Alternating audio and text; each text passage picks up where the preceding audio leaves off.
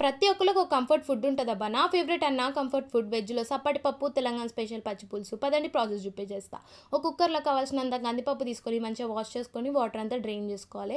దాంట్లో 2 గ్లాసుల నీళ్లు పోసుకొని కొంచెం పసుపు, కొంచెం ఆయిల్ ఏసుకోవాలి.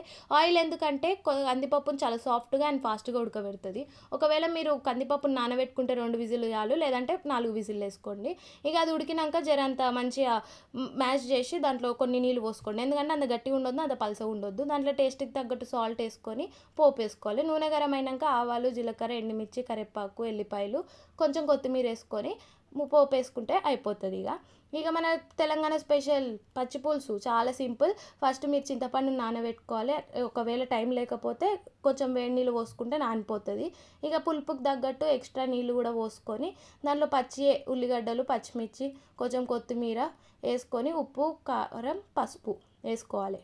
ఏసుకున్నాక మనం ఫస్ట్‌లో పప్పుకి ఎట్లా తడక పెట్టుకున్నాం, ఇక అట్లనే తడక పెట్టుకుంటే అయిపోయింది. ఇంత అన్నంలా ఇంత నెయ్యేసుకొని మంచిగా పప్పేసుకొని, ఆ పచ్చి పులుసేసుకొని, ఇంత ఆవకాయ పెట్టుకొని తింటే మస్తుంటది. నేను మాత్రం ఇట్లనే తింటా. మీరు మాత్రం సబ్స్క్రైబ్.